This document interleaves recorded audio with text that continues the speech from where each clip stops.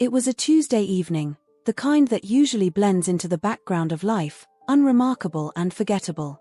But this particular Tuesday would become a turning point in my story, a day that would change everything. I remember it vividly, standing in our kitchen, absent-mindedly stirring a pot of soup.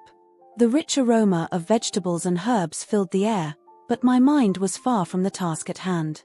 My husband, Luke, had just dropped a bombshell over dinner. His younger sister, Emily, had recently graduated from law school and apparently needed a place to live. But this wasn't a simple request for her to stay in our spare room or crash on the couch for a few weeks. No, Luke had decided that Emily should have our house. Our home. My home. I paused my stirring, the wooden spoon hovering over the gently bubbling soup. What do you mean, she needs our house? I asked, my voice barely above a whisper. The words felt strange in my mouth, as if I was speaking a foreign language. Luke had always been dismissive of my accomplishments, but this was beyond anything I could have imagined. It wasn't just a preference for his family, it was outright absurdity. I stared at him, trying to comprehend the magnitude of what he was suggesting. Our kitchen, once a place of warmth and comfort, suddenly felt cold and alien. The yellow walls that I had painstakingly painted myself seemed to close in on me. The collection of mismatched mugs hanging from hooks, each one a memory from our travels, now felt like strangers watching this surreal scene unfold. I waited for Luke to laugh, to say it was all a joke. But his face remained serious, his blue eyes holding mine with an intensity that made me shiver. This was real. He really expected me to give up our home for his sister. Emily has a future ahead of her, Luke said, his tone matter-of-fact as if he were discussing the weather. What do you do, Diane? You lounge around here all day. This house would finally be useful in her hands. His words stung like a physical blow. I gripped the edge of the counter, feeling the smooth, cool surface beneath my fingers. It anchored me as I fought to keep my composure. I thought about all the hours I'd spent making this house a home. The weekends spent gardening, coaxing life from the once barren backyard. The nights I'd stayed up late, poring over interior design magazines to create the perfect living space. And now, Luke was dismissing it all as lounging around. I took a deep breath, inhaling the comforting scent of the soup. It reminded me of my grandmother, who had taught me this recipe. The same grandmother who had left me this house in her will, long before Luke and I were married. This house is legally mine, I said, my voice stronger than I expected. I inherited it from Gran. You know that. Luke's face darkened at my words. The calm, albeit domineering man I had known for years seemed to vanish, replaced by someone I barely recognized. His jaw clenched, a muscle twitching beneath the skin. The temperature in the room seemed to drop several degrees. You're being selfish, Diane, he spat, his voice rising. Emily needs this opportunity. She's going places. You're just here. Each word was like a dagger, precise and cruel. I felt something inside me begin to crack. Years of suppressed anger, hurt, and resentment bubbled to the surface. I turned away from him, unable to bear the sight of his face any longer. No, I muttered, the word slipping out almost involuntarily. It was quiet, barely audible, but it felt monumental. For the first time in our marriage, I was saying no to one of Luke's demands. I moved towards the dining room, intending to clear the dishes and give myself a moment to think. That's when it happened. The slap came out of nowhere, a sudden explosion of pain across my cheek. The force of it sent me stumbling backward, my hip colliding painfully with the edge of the table. For a moment, everything seemed to freeze. The ticking of the clock on the wall became deafening in the sudden silence. I raised a trembling hand to my face, feeling the heat radiating from my skin where Luke's hand had connected. I looked up at him, meeting his gaze. His eyes were wide, a mix of shock and something else, something darker, swirling in their depths. I said nothing. What was there to say? This moment, this action, had shattered whatever illusions I might have still harbored about our marriage. Okay, I whispered, the word tasting like ash in my mouth. Without another glance at Luke, I walked to our bedroom, closing the door softly behind me. Inside, I sank onto the bed, my mind reeling. The room that had once been our sanctuary now felt like a prison. Photos of Luke and me smiled down from the walls, mocking me with memories of happier times. Had they ever really been happy? Or had I just been fooling myself all along? I caught sight of my reflection in the mirror across the room. A red mark was blooming on my cheek, a stark contrast to my pale skin. I touched it gently, wincing at the tenderness. This wasn't the first time Luke had lashed out physically, but something felt different this time. A line had been crossed, one that couldn't be uncrossed. As I sat there, the reality of my situation began to sink in. Luke had always been controlling, always put his family's needs above mine. But this was a new level of disregard for me as a person, as his wife. He was willing to give away my home, my inheritance, without a second thought. I thought about Emily, Luke's younger sister. We had never been close, but I had always tried to be kind to her. She was bright and ambitious, qualities I had once admired. Now, the thought of her moving into my home, sleeping in my bed, cooking in my kitchen, made me feel physically ill. The sound of Luke moving around in the kitchen drifted through the closed door. He was acting as if nothing had happened, as if he hadn't just hit me and tried to give away my house. The normalcy of it was almost more shocking than the slap itself. I lay back on the bed, staring at the ceiling. The fan spun lazily overhead, its gentle whirring a stark contrast to the turmoil in my mind. What was I going to do? The thought of confronting Luke again made my stomach churn. But the idea of meekly accepting his decision, of packing up my life and handing over my home to Emily, was equally unthinkable. As the night wore on, I remained in the bedroom, my mind racing. Luke never came to check on me, never apologized. The distance between us, both physical and emotional, felt insurmountable. In the early hours of the morning, as the first hints of dawn began to color the sky, I made a decision. I couldn't stay here, couldn't continue living this life. The realization was both terrifying and oddly liberating. For years, I had been slowly disappearing, becoming a ghost in my own life. It was time to reclaim myself, to find the woman I used to be before Luke had slowly chipped away at my confidence and self-worth. I got up quietly, moving to the closet. My hands shook as I pulled out a small suitcase, hidden behind years of accumulated clutter. I had bought it on a whim years ago, dreaming of vacations we never took. Now, it would serve a different purpose. As I began to pack, a plan started to form in my mind. It wouldn't be easy, but nothing worth doing ever is. I glanced at the door, half expecting Luke to burst in at any moment. But the house remained quiet, holding its breath as I took the first steps towards my freedom. The breaking point had come and gone. Now, it was time for action. The days that followed were surreal, as if the house itself was holding its breath. I moved about quietly, my face still tender from Luke's slap, but my resolve firmer than ever. Luke had long stopped apologizing for his actions. It was clear he didn't regret them. Instead, he made plans to help Emily move in by the following week, his confidence bolstered by my silence. I played my role well, nodding where necessary, moving about without protest. To an outsider, it might have seemed like I had accepted Luke's decision, that I was preparing to gracefully exit my own home. But inside, I was a whirlwind of emotions and plans. In the dark hours of the night, while Luke slept soundly, I began preparing for my departure. It wasn't a retreat born of weakness, but a strategic removal of myself from a situation that had long drained my spirit. I started with the things Luke wouldn't notice: a few books here, some jewelry there, important documents carefully removed from our filing cabinet. I packed my belongings in small, unobtrusive increments, ensuring Luke wouldn't notice the slowly emptying closet. It was a delicate balance. I needed to take enough to start my new life, but not so much that it would raise suspicion. Every night, I would lie awake, listening to Luke's steady breathing, my heart pounding as I planned my next move. During the day, I maintained an air of normalcy.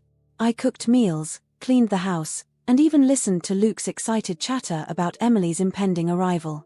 But my eyes constantly scanned our home, cataloging what I would take and what I would leave behind. The house, which once held so much warmth for me, family photos, heirlooms, years of careful care and love, no longer felt like it belonged to me. As I dusted the mantelpiece, my fingers lingering on the frame of our wedding photo, I felt a pang of sadness. Not for the loss of Luke or our marriage, but for the life I had thought we were building together. I remember standing in the kitchen one afternoon, washing dishes as I had done countless times before. The sunlight streamed through the window, catching on my grandmother's old china displayed in the cabinet. I had always loved those dishes, with their delicate blue pattern. Now, I wondered if Emily would use them, if she would know the stories behind each chip and crack. As I dried my hands, I caught sight of my reflection in the window. The bruise on my cheek had faded to a sickly yellow, but the memory of that night was still fresh. I touched my face gently, feeling a surge of determination. I wouldn't let this be my story. I wouldn't let Luke's actions define me. That night, I made my first concrete move towards freedom. While Luke was engrossed in a football game, I slipped into our home office and logged into our joint bank account. With shaking hands, I transferred a significant portion of our savings into a new account I had secretly opened. It wasn't everything, I wasn't trying to bankrupt Luke, but it was enough to give me a start in my new life. As the days passed, I found myself becoming hyper-aware of Luke's presence in the house. Every footstep, every door closing, every sigh set my nerves on edge. I was terrified he would discover my plans before I was ready. But Luke, caught up in his excitement about Emily's arrival, seemed oblivious to the changes happening right under his nose. One evening, about 5 days after Luke's announcement, I overheard him on the phone with Emily. He was in his study, the door slightly ajar, his voice carrying down the hallway. "Everything's set, Em," he was saying, his tone jovial. "Diane's been great about the whole thing.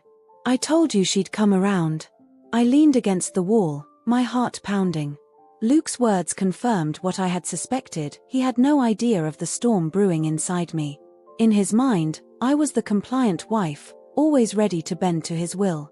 The urge to burst into the room and confront him was almost overwhelming. But I held back, reminding myself of my plan. Patience, I told myself. Just a little longer.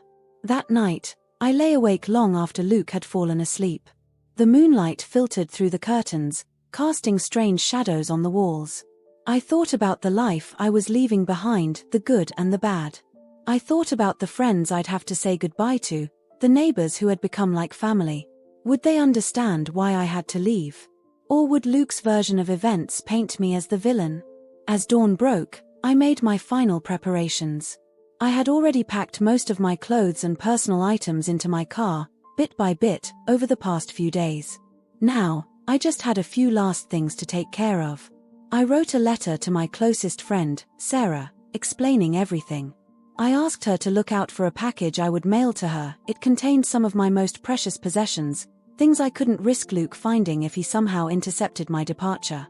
I sealed the letter and slipped it into my purse, planning to mail it on my way out of town. Next, I went through the house one last time, saying a silent goodbye to each room. In the living room, I paused by the bookshelf, running my fingers along the spines of the books we had collected over the years. So many memories were tied up in these pages. I selected a few favorites to take with me, carefully packing them into a small box. In the kitchen, I hesitated by the china cabinet. My grandmother's dishes gleamed in the early morning light. For a moment, I considered taking them. But something stopped me. Let Emily have them, I thought. Let her wonder about their history, about the woman who once cherished them. As the sun rose higher in the sky, I knew it was time. Luke would be waking up soon for work. I had to be gone before then. I took one last look around the bedroom, my eyes landing on Luke's sleeping form. Despite everything, a part of me ached at the sight of him. We had shared so much in this room, laughter, tears, dreams for the future. But those dreams had turned to dust, blown away by years of small cruelties and one final, unforgivable act. I picked up my purse and the small box of books, then made my way downstairs. At the front door, I paused, my hand hovering over the polished wood. This was it. The moment of no return. A bittersweet smile played on my lips as I turned the lock for the last time. But I wasn't quite finished. There was one last thing to do. I sat at the kitchen table and wrote a single note. It was short, firm, and I knew it would be devastating. I left it on the counter for Luke to find, propped against the coffee maker where I knew he'd see it first thing. Then, without looking back, I walked out of the house and into the cool morning air. The street was quiet, most of my neighbors still asleep or just beginning to stir. I got into my car, which was parked a block away to avoid suspicion, and started the engine. As I drove away, I caught a glimpse of our house, no, Luke's house now, in the rearview mirror. It looked the same as it always had, the blue shutters I had painstakingly painted last summer, the flower boxes bursting with color, the welcome mat that proclaimed home sweet home in cheery letters. But for me, it was no longer home. Home was somewhere ahead of me now, a place I had yet to find. I took a deep breath, feeling a mix of fear and exhilaration. The road stretched out before me, full of possibilities. I didn't know exactly where I was going or what challenges lay ahead. But I knew one thing for certain, I was free. And that was enough for now. As the familiar streets of my neighborhood gave way to the highway, I felt a weight lifting from my shoulders. The quiet exit I had planned for days was finally complete. Now, it was time to start my new chapter, on my own terms. The sun was high in the sky when Emily's car pulled into the driveway of what she believed would be her new home. The house looked just as she remembered from her occasional visits, a charming two-story colonial with blue shutters and flower boxes bursting with colorful blooms. Emily took a deep breath, inhaling the scent of freshly cut grass and blooming roses. This was it. Her new beginning. As she stepped out of the car, her heels clicking on the pavement, Emily felt a surge of excitement. After years of hard work in law school, countless sleepless nights, and the stress of bar exams, she was finally ready to start her career. And thanks to her brother Luke's generosity, she had a beautiful home to start this new chapter of her life. Emily. Luke's voice boomed across the yard as he emerged from the front door, a broad grin on his face. Welcome home, sis. Emily rushed forward, throwing her arms around her brother. Luke. Thank you so much for this. I still can't believe it's real. Luke chuckled, patting her back. Believe it, kiddo. You've earned it. Now, let's get you settled in. As they walked into the house, Emily's eyes darted around, taking in every detail. The entryway was bright and welcoming, with an elegant mirror hanging on one wall and a small table adorned with a vase of fresh flowers on the other. The hardwood floors gleamed in the sunlight streaming through the windows. It's even more beautiful than I remembered, Emily breathed, running her hand along the banister of the staircase. Where's Diane? I want to thank her too. A flicker of something, annoyance, discomfort, passed over Luke's face, but it was gone so quickly Emily wasn't sure she'd seen it at all. She's gone, Luke said, his tone suddenly flat. I told her this arrangement was best for everyone. Emily frowned slightly but didn't press the matter. She had always sensed a tension between Luke and Diane, but she had chalked it up to normal marital stress. Now, she wondered if there was more to the story. But the excitement of the moment pushed those thoughts aside. Well, let me show you around, Luke said, his cheerful demeanor returning. Though I'm sure you'll be redecorating soon enough to suit your tastes. They moved through the house, Luke pointing out various features and sharing anecdotes. Emily tried to focus on his words, but she couldn't shake a growing sense of unease. Something felt off. The house was immaculately clean, but it felt empty. Not just in the physical sense, but as if the soul of the home had been stripped away. In the master bedroom, Emily's unease grew. The closet door stood open, revealing rows of empty hangers.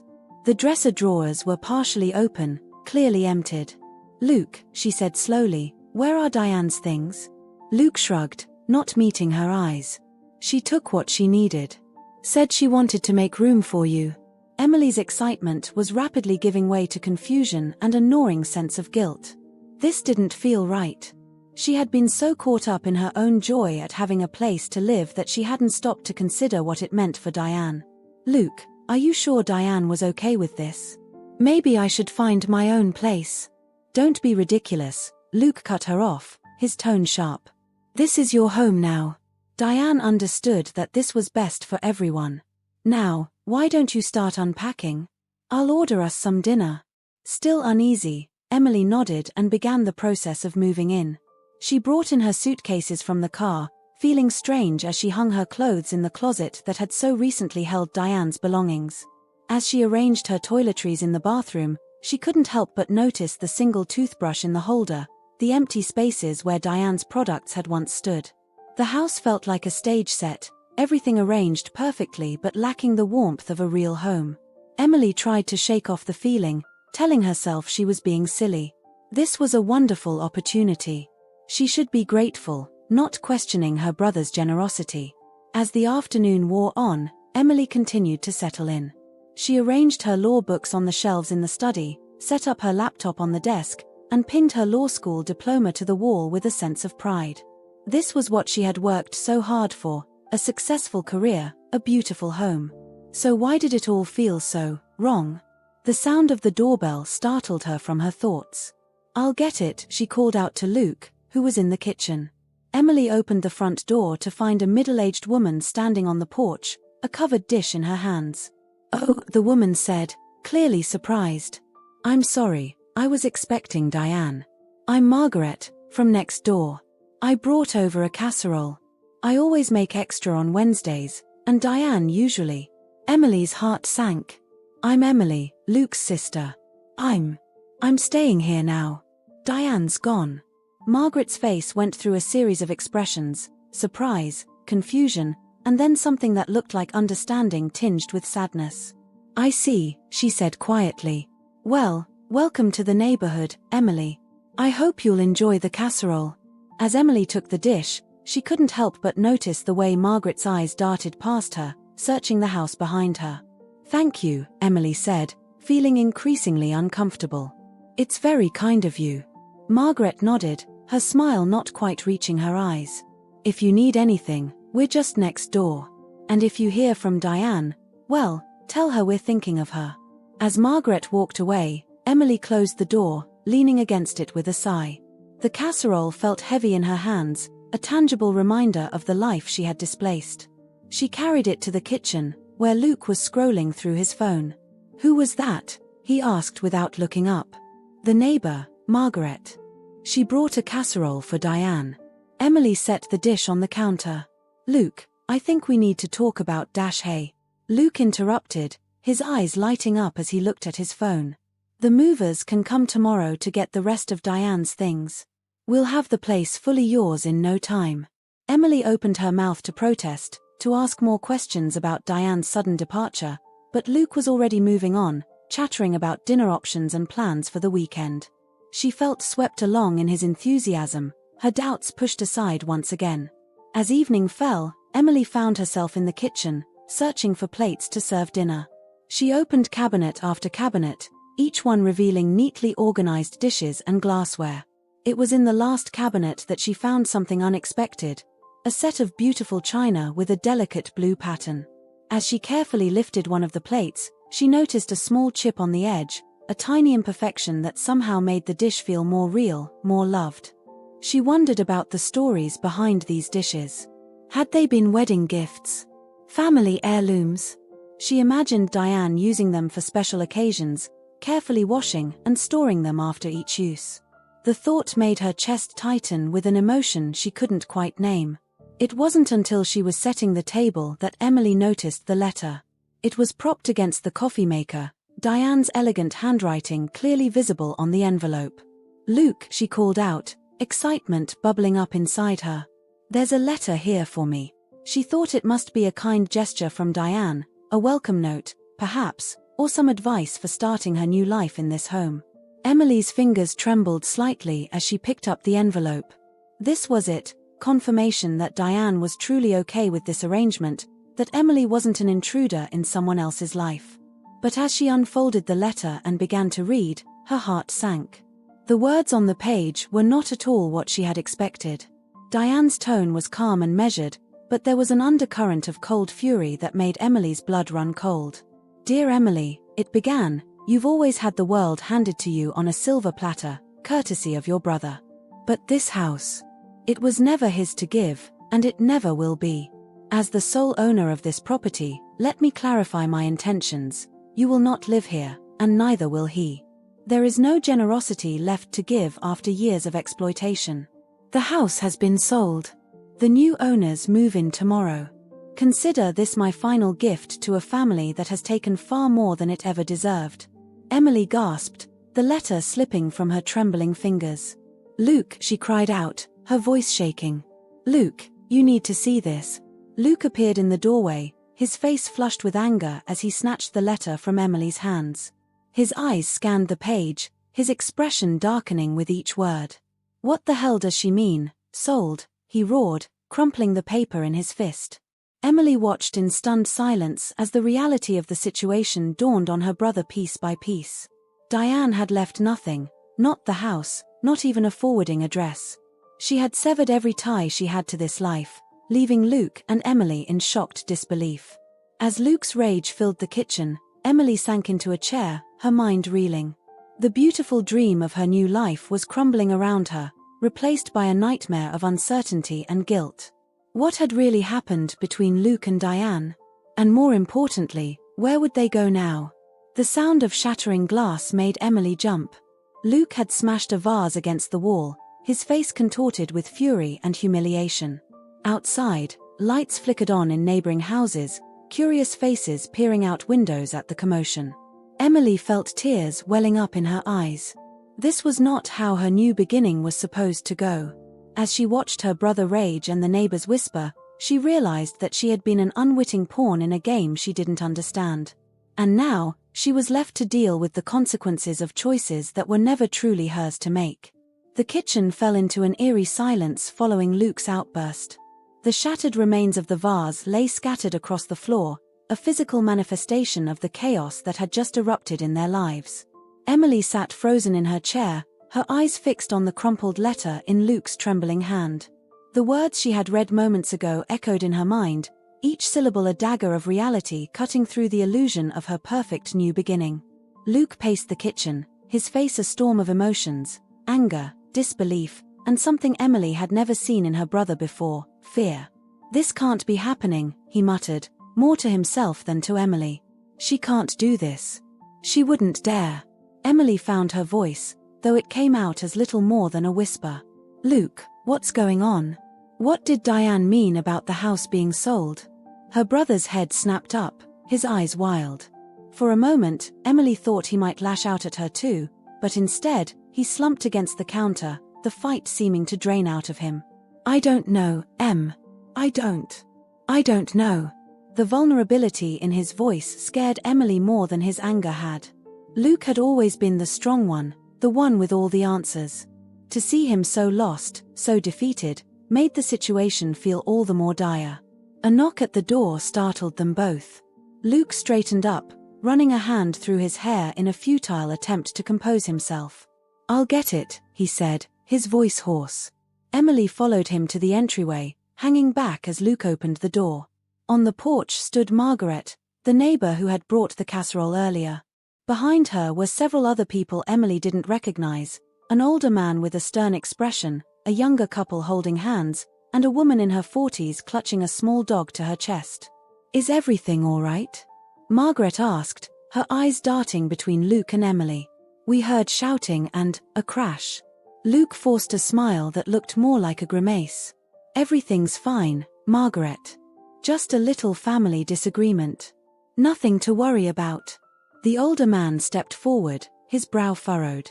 "Where's Diane, Luke? We haven't seen her in days." Emily watched as her brother's facade cracked slightly. She's gone away for a while. Needed some time to herself, you know how it is." A murmur ran through the small crowd. The woman with the dog spoke up, her voice laced with suspicion. "That's not like Diane at all. She would have told us if she was going somewhere." "Look," Luke said, his tone sharpening, "I appreciate your concern, but this is a private matter. Diane is fine, and that's all you need to know." The neighbors exchanged glances, clearly unconvinced. Emily felt a surge of sympathy for them. They were worried about their friend, and Luke's evasiveness was only fueling their concerns. "I'm sorry," Emily said, stepping forward. "We're all a bit overwhelmed right now. Diane left, unexpectedly. We're still trying to figure things out ourselves." Her honesty seemed to soften the neighbors' expressions somewhat. Margaret reached out and squeezed Emily's hand. "If you need anything, dear, we're here. And if you hear from Diane, please let us know she's okay." As the group reluctantly dispersed, Emily closed the door, leaning against it with a sigh. Luke, we need to talk about this. Really talk. Her brother nodded, the fight gone out of him. They made their way back to the kitchen, carefully stepping around the broken glass. Emily began to clean up the mess while Luke retrieved the letter, smoothing it out on the table. Read it to me, Emily said softly. All of it. Maybe we missed something. Luke cleared his throat and began to read aloud. As Diane's words filled the air, Emily felt a chill run down her spine. The letter was more than just a goodbye, it was an indictment. Years of resentment, of feeling used and undervalued, poured out in carefully chosen words. Diane spoke of Luke's controlling nature, of feeling like a ghost in her own home. She detailed the gradual erosion of her self-worth, the constant prioritization of Luke's family over her needs. When Luke's voice faltered, Emily glanced up to see tears in her brother's eyes. It was a shocking sight. She had never seen Luke cry before. I didn't know she felt this way, he said, his voice barely audible. Emily felt a complex mix of emotions swirling inside her. Anger at Luke for his treatment of Diane, guilt for her own role in this mess, and a deep sadness for the pain that had clearly been festering in this family for years. Luke, she said gently, did you really think Diane would be okay with giving up her home? Her inheritance? Her brother's shoulders slumped. I don't know what I thought. That she'd understand. That family comes first. But Diane was family too, Emily pointed out. Or she should have been. Luke didn't respond, his eyes fixed on the letter. Emily read over his shoulder, focusing on the part about the house being sold. Luke, is this true? Could Diane really have sold the house? He nodded slowly. The house, it was hers. An inheritance from her grandmother. I always resented that, I guess. Felt like she had one foot out the door, you know? The irony of his words wasn't lost on Emily. By trying to control Diane, to tie her more firmly to him by giving away her home, Luke had instead pushed her to leave entirely. As the reality of their situation sank in, Emily felt a wave of panic. What are we going to do? Where are we going to go? Luke stood up abruptly, his chair scraping against the floor. No. This isn't happening. She can't do this to us. To you. I'm calling our lawyer. Emily watched as her brother stormed out of the kitchen, phone in hand. She turned back to the letter, reading it again more carefully. Something about Diane's words nagged at her. This wasn't a spur-of-the-moment decision. Diane had planned this meticulously, probably for weeks or even months. As she pondered this, Emily's eyes fell on the china cabinet. The beautiful blue-patterned dishes she had admired earlier seemed to mock her now. They were Diane's, of course. Family heirlooms, most likely. Emily wondered if Diane had considered taking them, or if leaving them behind was part of her final message to Luke. The sound of Luke's raised voice drifted from the study. Emily could make out fragments of the conversation, legal terms, threats of lawsuits, demands for information. But underlying it all was a note of desperation that made her heart ache. She stood up, drawn to the window. Outside, the neighborhood was quiet, but she could see lights on in several houses. Were the neighbors talking about them? Speculating about what had happened to make Diane leave so suddenly? Emily felt exposed, as if the walls of the house had suddenly become transparent. A car drove slowly down the street, and Emily tensed. Was it the new owners, coming to claim their property? Or perhaps Diane, having second thoughts? But the car moved on, and Emily let out a breath she hadn't realized she was holding. Luke's voice rose again, and this time Emily could clearly hear his words. What do you mean, it's ironclad? There has to be something we can do. Emily sank back into her chair, the weight of their situation pressing down on her. This house, which just hours ago had represented her bright future, now felt like a trap. Every corner held a memory that wasn't hers, every surface a reminder of the woman whose life she had unknowingly disrupted. As the night wore on, Emily and Luke remained in a state of suspended animation. They moved around the house like ghosts, unable to settle, unable to plan. The letter lay on the kitchen table, a silent accusation that neither of them could bear to touch again. Around midnight, exhaustion finally overtook them. Luke collapsed onto the couch in the living room, while Emily retreated to the guest bedroom. She couldn't bring herself to sleep in Diane's bed, it felt too much like an invasion. As she lay in the unfamiliar bed, staring at the ceiling, Emily's mind raced. How had everything gone so wrong so quickly? Just this morning, she had been full of hope and excitement for her new life.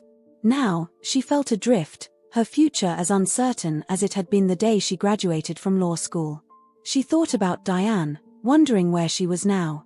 Was she feeling triumphant? Relieved? Or was there a part of her that regretted her decision? Emily couldn't help but admire the older woman's courage, even as she grappled with the consequences of her actions. As the first light of dawn began to creep through the curtains, Emily made a decision. She couldn't stay here, in this house built on resentment and misunderstanding. Whatever happened next, she knew she needed to forge her own path, separate from the tangled web of her brother's marriage. With this resolution came a small measure of peace. Emily closed her eyes, finally drifting into a fitful sleep. Tomorrow would bring new challenges, but for now, she allowed herself to rest, the weight of Diane's letter finally lifting from her shoulders. In the quiet of the early morning, the house seemed to exhale, as if relieved to have its secrets finally brought to light. The letter on the kitchen table fluttered slightly in the breeze from an open window, its job done, its message delivered. The next chapter of this family's story was yet to be written, but one thing was certain, nothing would ever be the same again. The harsh light of morning brought no relief to Luke and Emily. As they stumbled into the kitchen, bleary-eyed and disoriented, the reality of their situation hit them anew. The letter still lay on the table, a silent reminder of the upheaval in their lives. Luke reached for the coffee maker, his movements mechanical. "I couldn't sleep," he muttered, not meeting Emily's eyes. "Kept thinking there must be some way out of this." Emily sank into a chair, watching her brother. The anger from last night seemed to have drained out of him, leaving behind a shell of the confident man she knew. "What did the lawyer say?" she asked, dreading the answer. Luke's shoulders slumped as he turned to face her, coffee forgotten. "It's ironclad," he said, his voice barely above a whisper. Diane owned the house outright. She had every right to sell it. The finality of those words hung in the air between them. Emily felt a lump forming in her throat. "So what do we do now?" Before Luke could answer, a knock at the door made them both jump. They exchanged a worried glance before Luke moved to answer it, Emily close behind.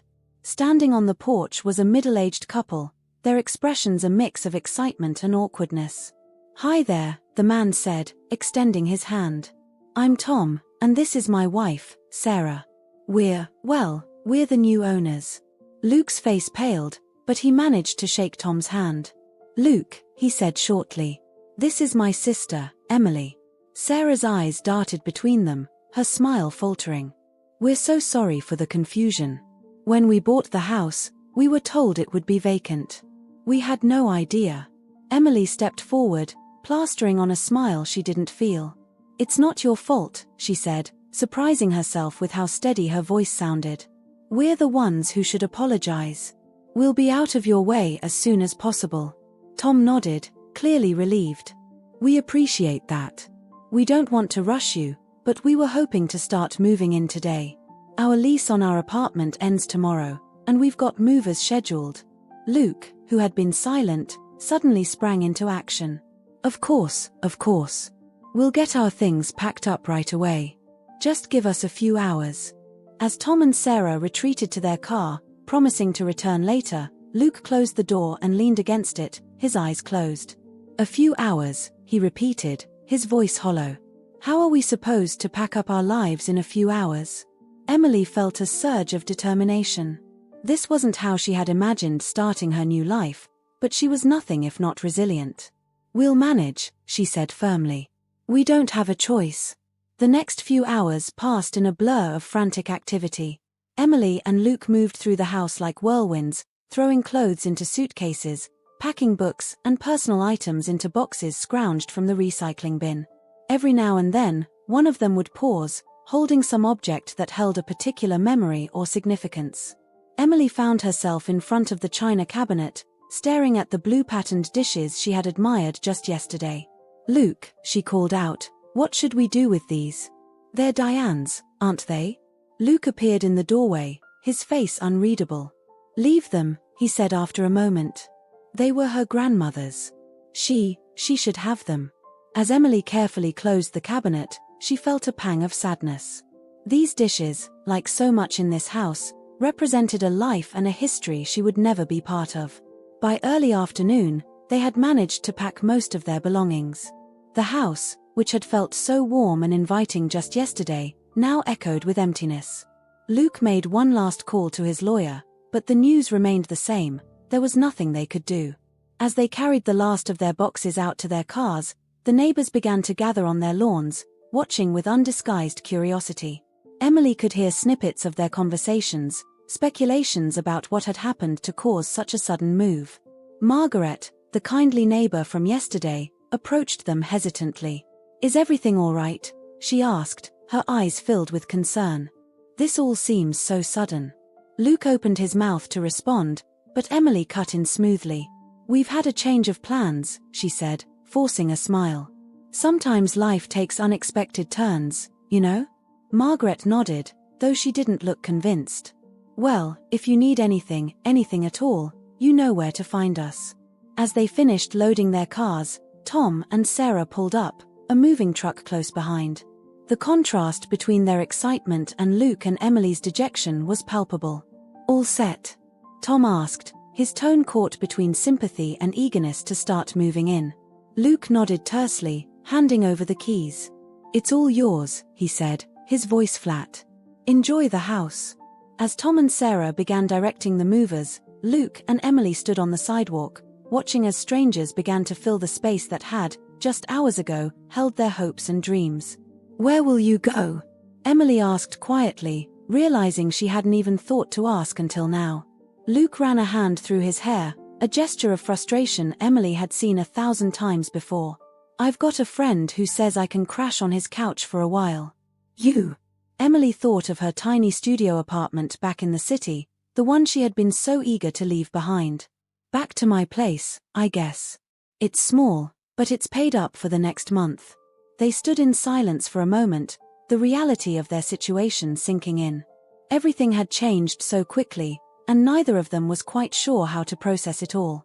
"I'm sorry, Em," Luke said suddenly, his voice thick with emotion. "I never meant for any of this to happen. I thought I was doing the right thing." Emily reached out and squeezed her brother's hand. "I know," she said softly. "We both made mistakes. But we'll figure it out." As they prepared to part ways, Emily couldn't help but think of Diane. Where was she now? Did she know the chaos she had left in her wake?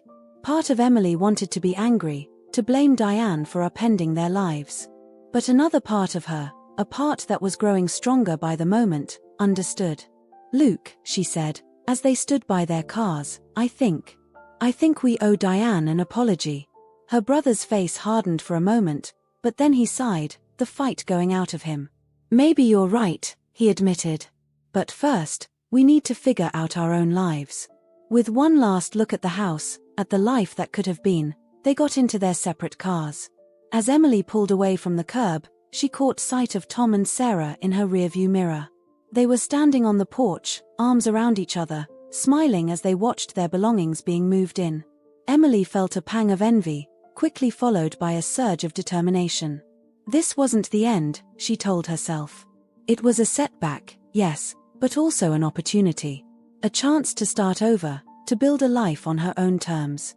As she drove away from the neighborhood, leaving behind the dreams of yesterday, Emily made a silent promise to herself. She would learn from this experience, grow from it. And someday, she would have a home of her own, one built on honesty, respect, and true understanding. The fallout from Diane's letter was far from over.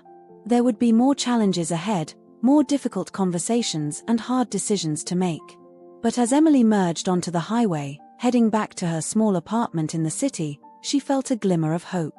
Whatever came next, she would face it head-on, with the resilience and determination that had gotten her through law school. And maybe, just maybe, this unexpected turn of events would lead her to a future brighter than she could have imagined. As the sun rose over a bustling city street, Diane stood at the window of her small apartment, a steaming cup of coffee warming her hands. The view was nothing like the tranquil suburban landscape she had left behind, but the energetic hum of the city below filled her with a sense of possibility she hadn't felt in years. It had been 3 weeks since she had walked away from her old life, leaving behind a house full of memories and a marriage that had slowly suffocated her. The first few days had been a blur of emotions, relief, fear, exhilaration, and doubt all swirling together in a dizzying cocktail. But as the days passed, Diane found herself settling into a new rhythm, one that was entirely her own. Her new apartment was modest, a far cry from the spacious house she had shared with Luke. But as Diane looked around at the space she had carefully arranged, she felt a surge of pride. Every item here was chosen by her, every decision made without having to consider anyone else's opinion. The freedom was intoxicating. Diane set her coffee down and moved to the small desk tucked into the corner of the living room. She booted up her laptop, mentally preparing herself for the day ahead. Finding a job at her age, with a resume full of gaps where she had been a homemaker, was proving to be a challenge. But Diane was determined. She had skills, she had experience, and most importantly, she had a newfound determination that refused to be dampened. As she scrolled through job listings, Diane's mind wandered back to the day she had left. She wondered how Luke had reacted when he found her letter. Had he been angry? Surprised? Or had he, on some level, seen it coming? And Emily, Diane felt a twinge of guilt when she thought of Luke's sister. She hadn't meant to disrupt the young woman's life, but she couldn't bring herself to regret her actions. Sometimes, you had to put yourself first. A notification popped up on her screen, pulling Diane from her reverie. It was an email from her realtor, confirming that the sale of the house had been finalized. Attached was a note that brought an unexpected lump to Diane's throat. The new owners love the home, they're starting a family there. I thought you'd like to know. Diane leaned back in her chair, a mix of emotions washing over her. Part of her was glad to know that the house would be filled with love and laughter again. Another part ached for the life she had once imagined having there. But mostly, she felt a sense of closure. The house was no longer her burden, her prison. It was someone else's fresh start. With a deep breath, Diane turned back to her job search with renewed focus. By mid-morning, she had submitted applications to several local businesses and non-profits. As she was about to close her laptop, an ad caught her eye. Volunteers needed at Oakridge Community Center help empower women in need. Something about the ad resonated with Diane. Before she could second-guess herself, she picked up her phone and dialed the number listed. An hour later, Diane found herself standing in front of a weathered brick building, nervousness and excitement battling in her stomach. The woman who greeted her at the door had a warm smile that immediately put Diane at ease. "You must be Diane," she said, extending her hand. "I'm Gloria. We're so glad you called. We can always use more help around here." As Gloria led her through the community center, Diane felt a spark of something she hadn't experienced in a long time: purpose. The center offered a variety of services: job training, counseling, childcare, and support groups for women dealing with everything from domestic violence to career changes. "Most of our volunteers have been through tough times themselves," Gloria explained as they toured the facilities. "It helps them relate to the women we serve. Everyone here has a story." Diane nodded, thinking of her own story. The years of feeling invisible, of having her opinions dismissed, of slowly losing herself in Luke's shadow. She thought of the strength it had taken to walk away, to choose herself over the comfortable familiarity of an unhappy marriage. "I think I might have something to offer," Diane said softly. Gloria's smile widened. "I think you just might," she agreed. Over the next few weeks, Diane fell into a new routine. Mornings were spent job hunting and afternoons at the community center. She started by helping with administrative tasks, but soon found herself drawn to the women who came through the center's doors. Each story she heard resonated with her own experience in some way, and Diane found that sharing her own journey often helped others find the courage to make changes in their lives. One afternoon, as Diane was helping a young mother fill out job applications, she caught a glimpse of herself in a mirror hanging on the wall. The woman looking back at her was different from the one who had left that suburban house a month ago. This Diane stood taller, her eyes brighter, her smile more genuine. The bruises Luke had left, both physical and emotional, were fading. That evening, as Diane walked home from the community center, she found herself taking a detour through a small park. The sun was setting, painting the sky in brilliant shades of orange and pink. Diane sat on a bench, watching as dog walkers and joggers passed by, each absorbed in their own little worlds. For the first time since she had left, Diane allowed herself to really think about Luke and the life she had left behind. She wondered if he had tried to contact her, if he had finally understood why she had to leave. Part of her hoped he had, that maybe her actions had forced him to confront his own behavior. But another part of her realized that it didn't really matter anymore. Luke's journey was his own now, just as this new life was hers. As she sat there, lost in thought, a young couple walked by, hand in hand. They were laughing about something, their faces lit up with joy and love. Diane felt a pang in her chest, not of jealousy or regret, but of hope. Maybe someday, she would find that kind of partnership, one built on mutual respect and understanding. But for now, Diane was content with the company she kept, her own. She was rediscovering herself, peeling back layers of compromise and silence to find the woman she had always been underneath. It wasn't always easy. There were nights when the loneliness felt overwhelming, when the magnitude of starting over in her 50s seemed insurmountable. But those moments were becoming fewer and farther between. As the last rays of sunlight faded from the sky, Diane stood up from the bench, stretching her arms above her head. She had a busy day tomorrow, a job interview in the morning and a support group to lead at the center in the afternoon. The thought filled her with anticipation rather than dread. Walking back to her apartment, Diane felt a sense of peace settle over her. The city around her was alive with possibilities, each street a potential new adventure. She wasn't naive enough to think that everything would be smooth sailing from here on out. There would be challenges, setbacks, moments of doubt. But for the first time in years, Diane felt equipped to handle whatever life threw her way. As she climbed the stairs to her apartment, Diane's phone buzzed with a text message. It was from Gloria at the center. The women from today's group wanted me to tell you how much your story inspired them. You're making a real difference here, Diane. Diane felt a warmth spread through her chest as she read the message. She was making a difference, not just in other women's lives, but in her own. Every day was a step further from the life she had left behind and closer to the one she was building for herself. Entering her apartment, Diane was struck by how much it already felt like home. It wasn't just the physical space, but the feeling of safety and autonomy it represented. Here, she was free to be herself, to make her own choices, to live life on her own terms. As she prepared for bed that night, Diane caught sight of a small box tucked away in the corner of her closet. It contained a few mementos from her old life, photos, trinkets, small reminders of the years she had spent with Luke. She had brought them with her, unsure if she would want them in this new chapter of her life. Diane knelt down and opened the box, sifting through its contents. Each item held a memory, some painful, some bittersweet. But as she looked at them now, Diane realized they no longer held power over her. They were simply parts of a story, her story, but they didn't define her anymore. With a small smile, Diane closed the box and slid it back into the closet.